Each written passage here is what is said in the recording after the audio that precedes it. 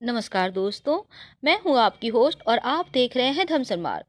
एकादशी का महत्व बहुत है हमारे जीवन में और सटतिला एकादशी जो कि 31 जनवरी 2019 को पड़ रहा है और ये एकादशी खास है। कहते हैं इस एकादशी व्रत को करने से मोक्ष की प्राप्ति होती है और भगवान विष्णु को समर्पित इस दिन को बेहद ही खास माना जाता है। और वैसे तो हर महीने में 2 बार एकादशी आती है और इस बार जो एकादशी पड़ने जा रही है वो बेहद खास है। एक तो बृहस्पतिवार का दिन, ऊपर से एकादशी और सटतीला एकादशी।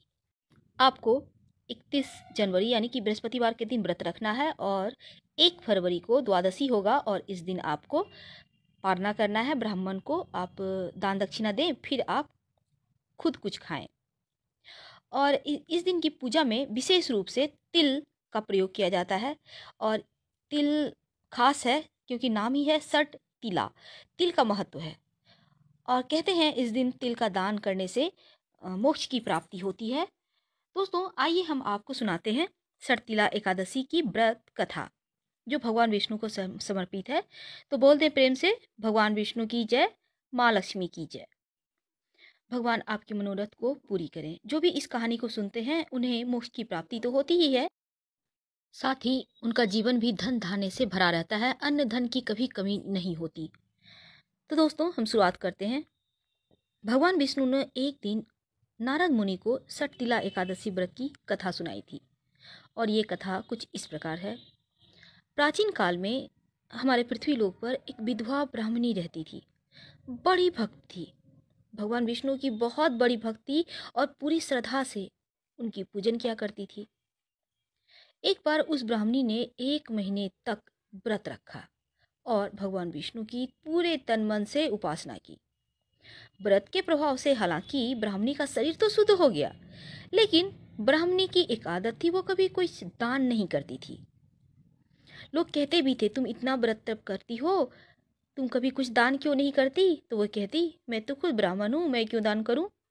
फिर भी लोग कहते कोई बात नहीं, तू किसी और को नहीं देना चाहती, मंदिर में ही दे आ, कुछ तो दान दक्षिणा निकाल दे, तभी तो व्रत का पूरा फल मिलेगा।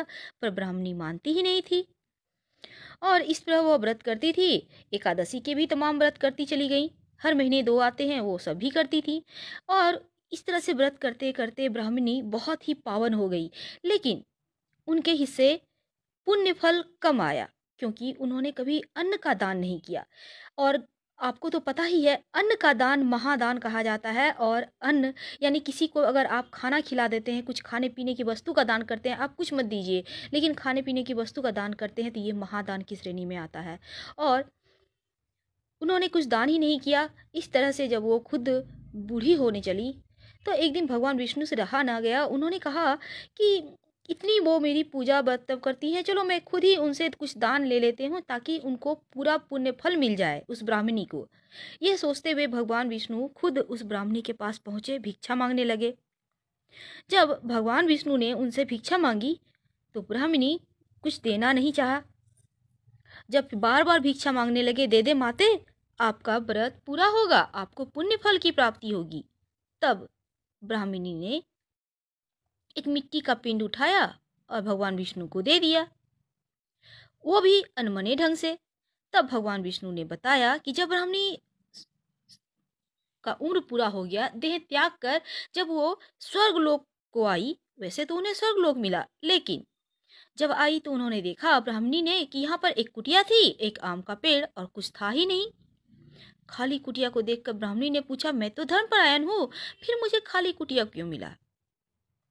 तब भगवान विष्णु ने कहा तूने अन्न का दान कभी नहीं किया और मुझे मिट्टी का पिंड देने के कारण तेरा ये अभी हाल हुआ है। मैंने बार बार तुझसे कहा कि दे दे अन्न का, कुछ तो दे दे, एक दाना ही दे दे, पर तूने तो दिया ही नहीं। जब जो दिया वो पाओगे, जो नहीं दिया वो कहाँ से पाओगे? इसलिए तुझे सिर्फ एक खाली कुटिया मिली है और एक आम का पेड़। जो बोया है सो तो पाओगे ही, इसमें मेरा कोई दोष नहीं। हाँ तू तप है, तूने तप किया इसलिए तो तुझे स्वर्गलोक की प्राप्ति हुई।